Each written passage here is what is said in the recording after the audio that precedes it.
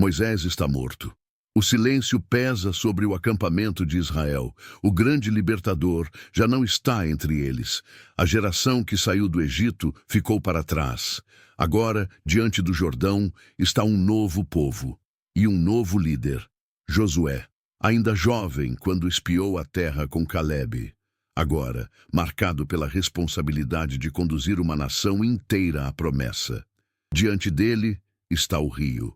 Do outro lado, cidades fortificadas, muros, exércitos, gigantes. Então, no silêncio do vale, a voz de Deus rompe o medo. Sê forte e corajoso. Como fui com Moisés, assim serei contigo. Não te deixarei, nem te desampararei. Josué sente o peso da palavra. Não é apenas uma missão militar. É o cumprimento de uma promessa feita séculos antes a Abraão.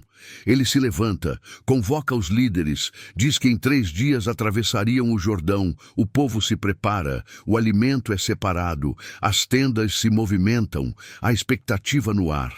Antes da travessia, Josué envia 2 espias secretamente a Jericó, a cidade mais famosa e temida da região.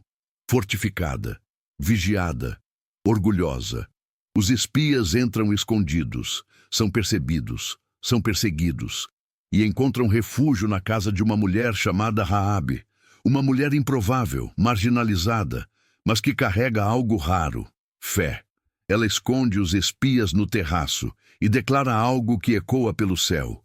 Sabemos que o vosso Deus é Deus nos céus e na terra. Ouvimos como ele abriu o mar. Ouvimos como ele derrotou reis. O medo caiu sobre esta cidade. Raabe escolhe o Deus de Israel antes mesmo de vê-lo agir em Jericó. Ela pede salvação para si e sua família. Recebe a promessa. Um sinal é deixado na janela. Um cordão escarlate. Os espias retornam. Relatam tudo. O coração de Josué se fortalece.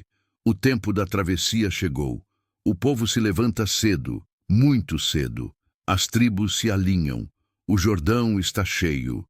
As águas estão em período de cheia. Humanamente impossível atravessar. Então a arca da aliança se move. Os sacerdotes avançam. Seus pés tocam as águas e o impossível acontece. O rio se abre, as águas param, o leito fica seco. Todo o povo atravessa.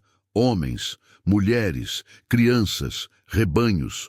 O mesmo Deus que abriu o Mar Vermelho agora abre o Jordão. Uma nova geração vê com seus próprios olhos o poder que antes só conhecia por histórias. 12 pedras são retiradas do meio do rio. Um memorial é erguido, para que nunca se esqueçam, para que os filhos perguntem, para que a fé atravesse gerações. Quando o último pisa na outra margem, as águas voltam ao seu lugar. O caminho se fecha atrás deles. Agora não há retorno. Só conquista, só promessa, só avanço. Jericó agora está diante deles. Josué contempla os muros altos, fortes, impenetráveis aos olhos humanos. Então algo extraordinário acontece. Um homem aparece diante dele com uma espada desembainhada. Josué se aproxima, pergunta quem ele é. Amigo ou inimigo? A resposta é como o trovão. Não vim como amigo nem inimigo. Vim como comandante do exército do Senhor. Josué cai com o rosto em terra. Tira as sandálias. Aquele solo se torna santo. Mais uma vez, Deus mostra: a batalha é dele. A estratégia é absurda aos olhos humanos. O povo não atacaria, o povo marcharia. 6 dias ao redor da cidade, em silêncio.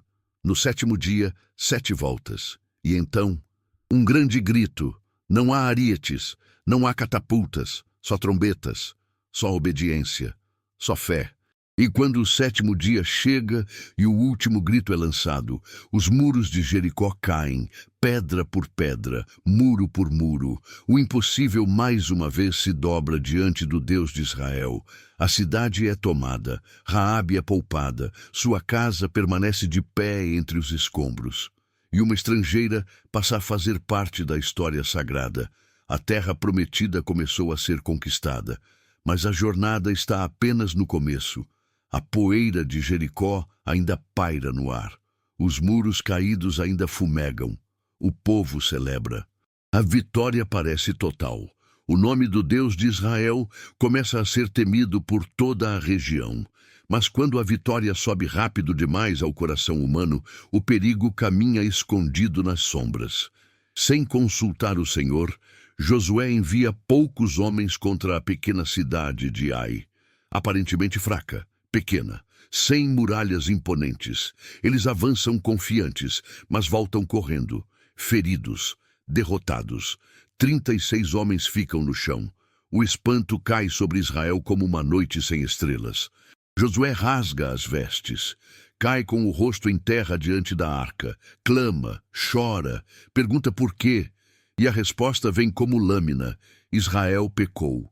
No meio da vitória de Jericó, alguém havia desobedecido, tomado para si o que era consagrado à destruição: um manto estrangeiro, prata, ouro. O pecado de um só agora pesa sobre todo o povo. Os sortilégios são lançados, tribo por tribo, família por família, até que o culpado é revelado. Acã. Ele confessa. Tudo estava enterrado em sua tenda, debaixo daquilo que parecia normal. O juízo vem. O pecado é tirado do meio de Israel. A ira do Senhor se afasta. Agora a ordem vem com nova promessa. Não temas, nem te espantes, eu entreguei Ai em tuas mãos. A batalha agora é diferente. Há estratégia, há emboscada, há obediência. Ai cai. O rei é derrotado. A humilhação se transforma novamente em vitória. Entre montes, o povo se reúne. A lei é lida em voz alta. Bênçãos, maldições, crianças, mulheres, estrangeiros, todos ouvem. A conquista não é apenas territorial, é espiritual, é interna. É um povo sendo moldado para viver sob o governo de Deus. Mas enquanto Israel vence, os povos da terra observam. O medo se espalha, reis se unem, nações se armam, e então surge uma estratégia diferente.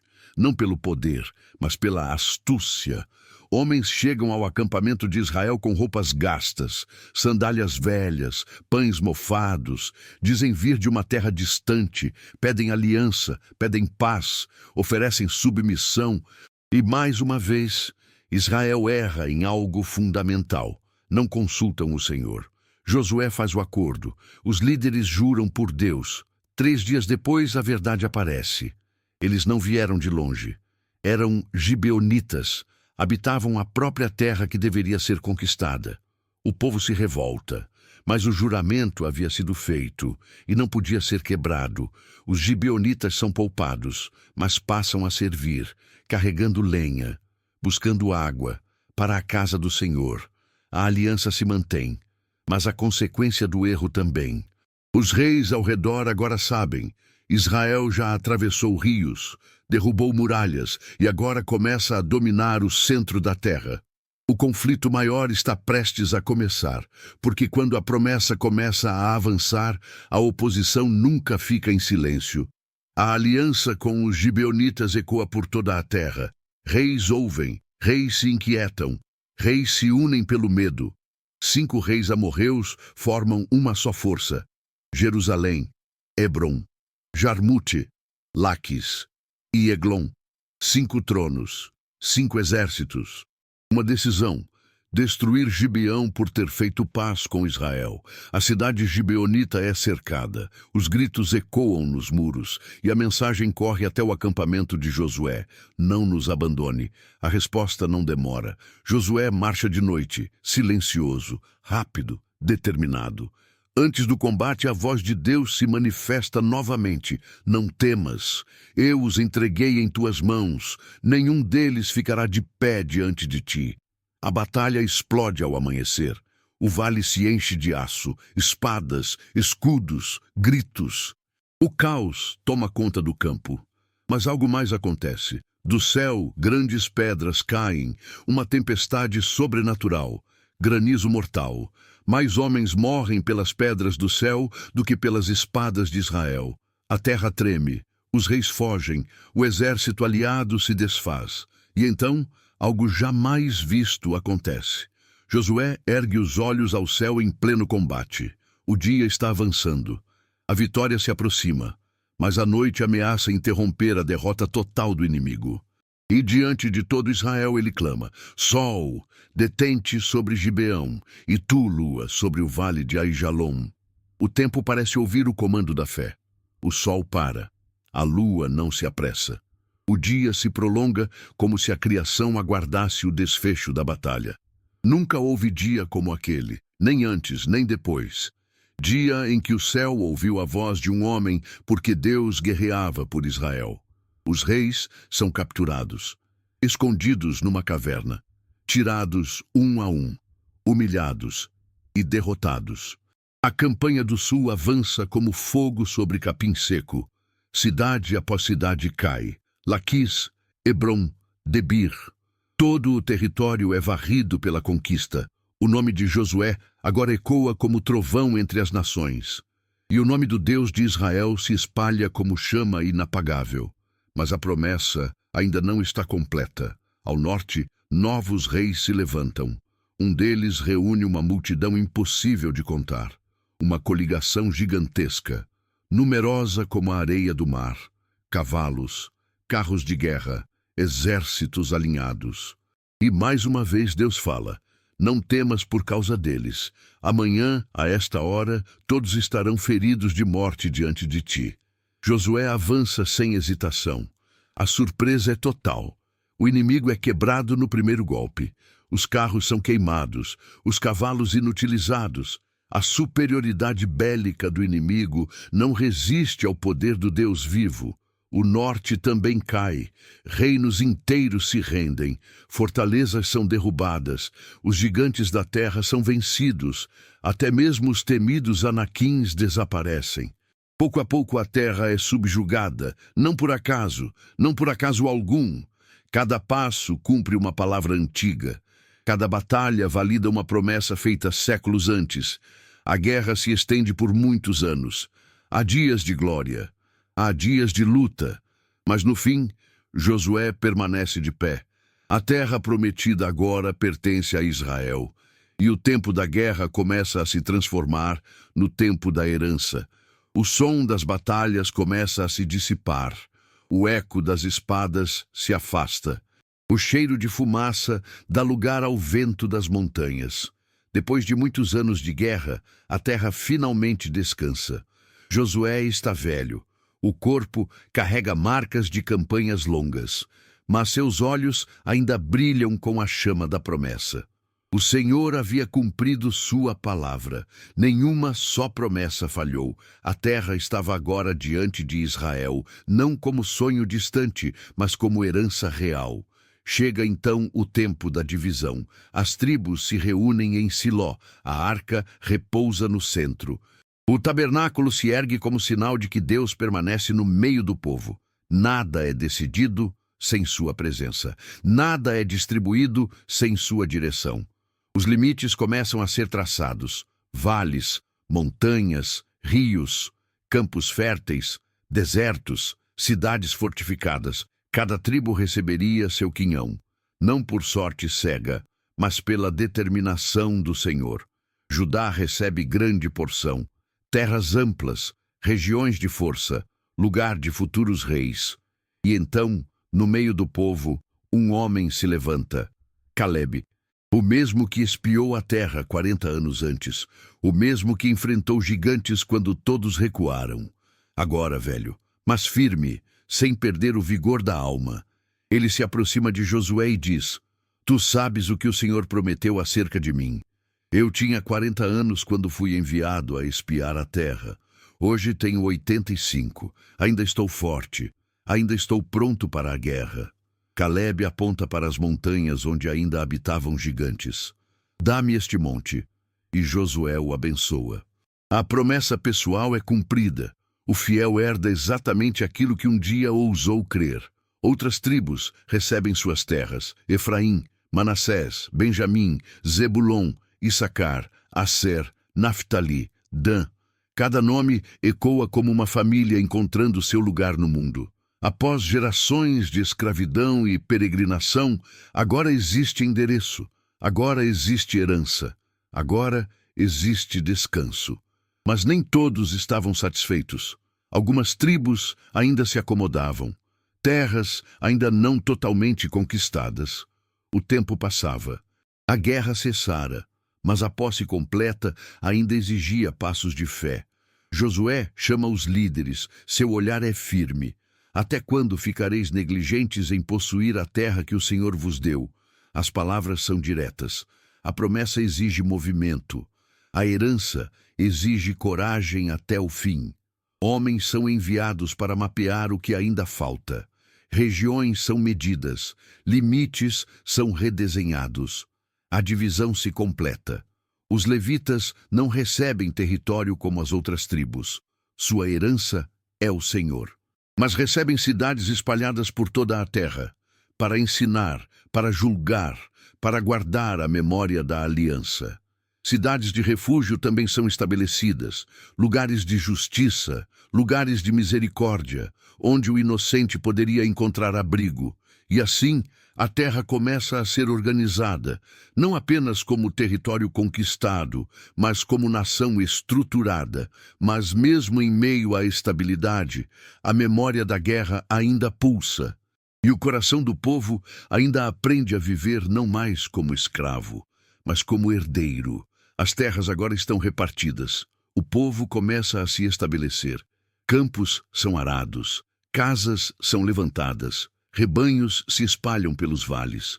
Mas 2,5 tribos não ficam do lado oeste do Jordão: Ruben, Gade e a meia tribo de Manassés.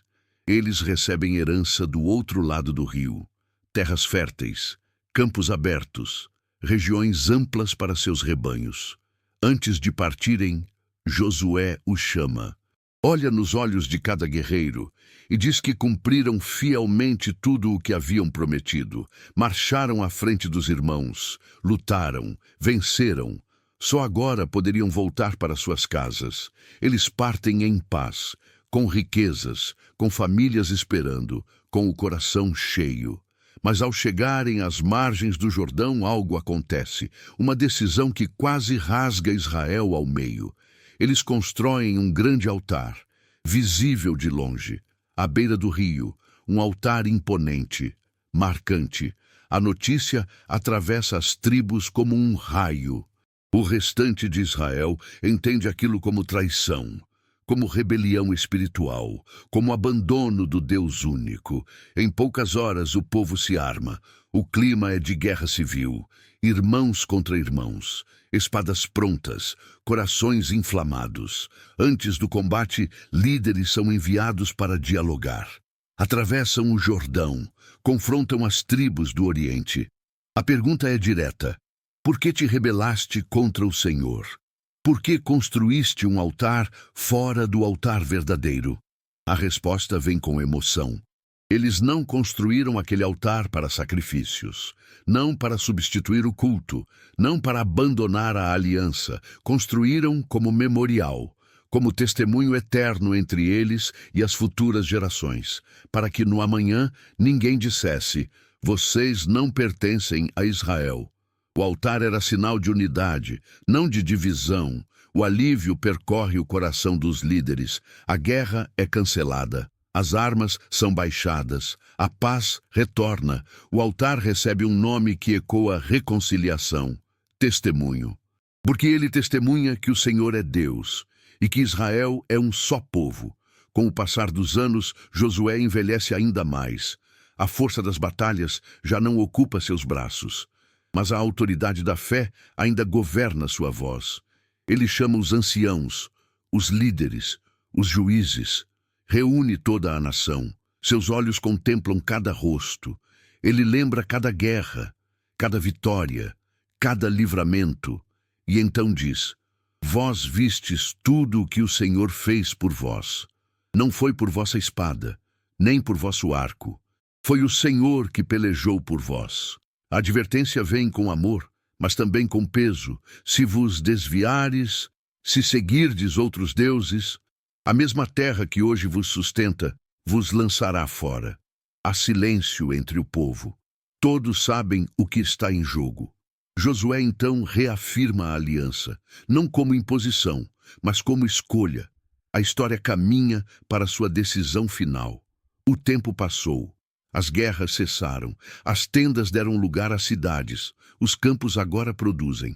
A promessa já não é apenas palavra, é chão, é herança, é nação estabelecida. Josué está muito velho, o corpo já não acompanha o vigor de outros dias, mas sua voz ainda carrega autoridade. Ele sabe que seus dias estão chegando ao fim, e por isso convoca todo o povo uma última vez. Chefes, anciãos, juízes, líderes de cada tribo, todos se reúnem diante dele. O velho conquistador os encara. Seus olhos percorrem aquela multidão que outrora marchava no deserto. Agora são proprietários de terra. Agora são uma nação. Ele começa a falar. Não fala de si, não exalta suas batalhas, não conta seus feitos. Ele fala do Senhor, recorda cada passo, cada travessia, cada vitória, cada livramento. Lembra-lhes que Deus tirou Abraão de além do rio, que guiou Isaque, que multiplicou Jacó no Egito, que abriu o mar, que derrotou reis, que fez cair muralhas, que expulsou nações inteiras diante deles. Então sua voz se torna ainda mais firme. Não fostes vós que conquistastes esta terra, foi o Senhor que pelejou por vós. O silêncio se espalha. Então vem a advertência: se abandonarem o Senhor, se voltarem para deuses estranhos, se misturarem a fé com os costumes das nações, a mesma terra que hoje os sustenta os lançará fora. Não há teatralidade, não há ameaça vazia, há verdade. Josué não os chama para emoção, ele os chama para decisão. Então ele diz palavras que atravessariam séculos. Escolhei hoje a quem servireis. Se aos deuses que vossos pais serviram além do rio, ou aos deuses das nações em cuja terra habitais. Uma pausa pesada cai sobre a multidão. E então ele conclui: mas eu e a minha casa serviremos ao Senhor. A declaração ecoa pelo vale. Não é apenas uma frase, é um testemunho, é um legado, é uma escolha pública. O povo responde em uníssono: o Senhor é o nosso Deus. A Ele serviremos, a sua voz obedeceremos. Josué então reafirma a aliança. As palavras são escritas, o compromisso é firmado. Uma grande pedra é erguida como testemunho. A pedra não fala, mas permanece. Para que no futuro ninguém diga que não sabia, para que as gerações lembrem, para que a memória não se apague. Depois disso, os dias passam em silêncio. O velho líder se retira, e em determinado momento, Josué morre. Centenas de milhares o acompanham com o coração pesado. Ele foi servo de Moisés, ele foi comandante do exército, ele foi o homem que atravessou o Jordão à frente do povo, ele foi o líder da conquista. Agora, o conquistador descansa. Israel o sepulta em sua própria herança, na terra que ele ajudou a tomar, na promessa que ele não apenas viu, mas pisou. O povo serve ao Senhor durante todos os dias de Josué e durante os dias dos anciãos que ainda viviam depois dele, enquanto a memória da conquista estava viva, enquanto o fogo da gratidão ainda ardia no coração. Então, também os ossos de José, que foram trazidos do Egito séculos antes, são finalmente sepultados em sua herança. A promessa feita a Jacó no passado distante se cumpre até o último detalhe. E assim termina o livro de Josué. A terra foi conquistada, a promessa foi cumprida, a liderança foi estabelecida. Mas o futuro ainda traria novos desafios, porque agora Israel não precisaria apenas conquistar, precisaria permanecer fiel. A espada se calou, mas a fé seria colocada à prova. A história continua.